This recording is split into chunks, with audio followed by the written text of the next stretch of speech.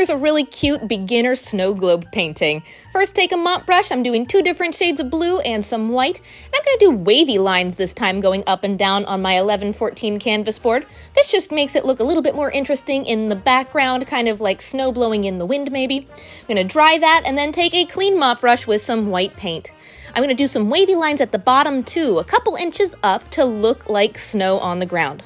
Then take a round brush, we can build our snowman. So think about a snowman. I'm gonna have a large circle that's white, a medium circle on top of it, and then give him a head that's the smallest. Fill all of those in, and then before it dries, I'm going to give him a little bit of shading. So I'm taking a tiny bit of gray and outlining just the bottom left side of these circles. Don't worry if you use too much because you can go back in with some white and blend it a little bit. You don't want it to look too harsh, but you decide how dark the shading is going to be. I'm also going to add a couple strokes at the bottom of him to make it look like he's shaded as well. When he's dry, you can really brighten up the one side where the highlights are. See that I'm just adding a little bit more white. I'm gonna make this down here a little bit darker too because that's the big one. That would have the biggest shadow. There we go.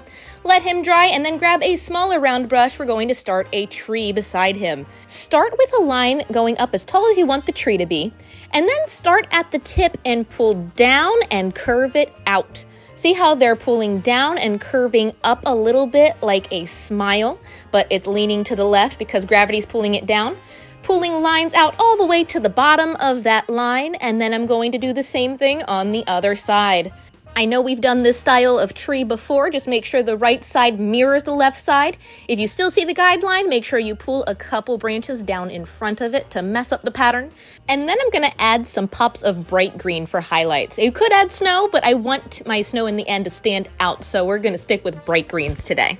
Don't worry if your Christmas tree went in front of your snowman, you can always dry it and add a little bit back in that went in front of him. And then you decide how to dress your snowman. I'm going to do a traditional snowman today. So taking a detail brush, we're going to use a black paint and add a top hat. While it's still wet, you can add a little bit of white to make it look like the material is shiny. Blend that in along the edge and along the top.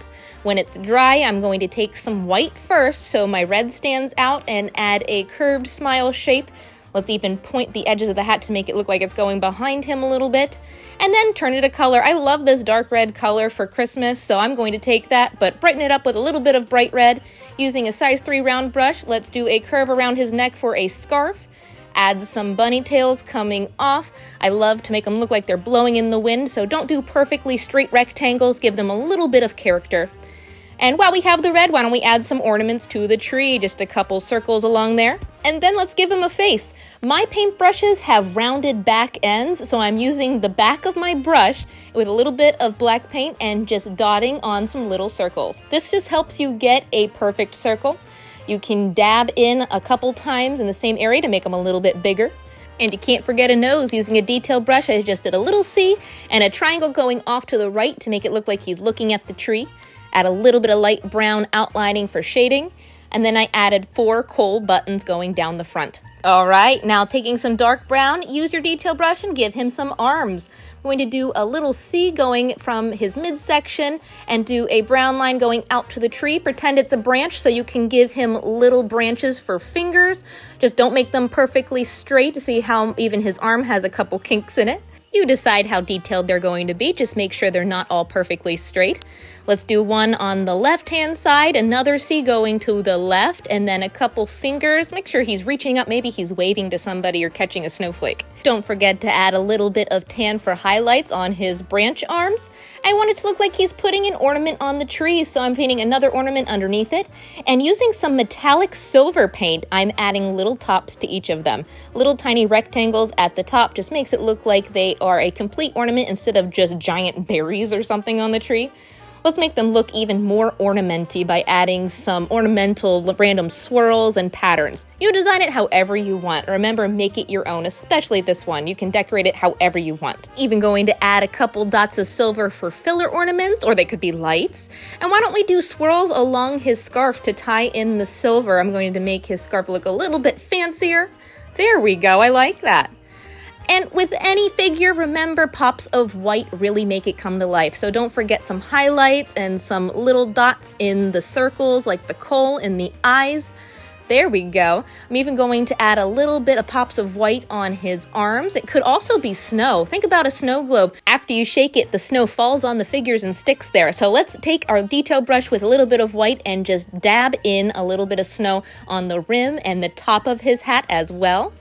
Oh, that's so cute. You could totally just keep the painting this way, but I love snow globes, so let's put them in a snow globe. I put them slightly off to the right so I could take a little bit of white paint and add a circle around them. The circle is off the canvas a little bit because I wanted more detail on the snowman and the tree, but make sure your circle goes all the way around the tree and the snowman and swoops underneath them as well so that a little bit of snow from the background is now inside the circle. There we go.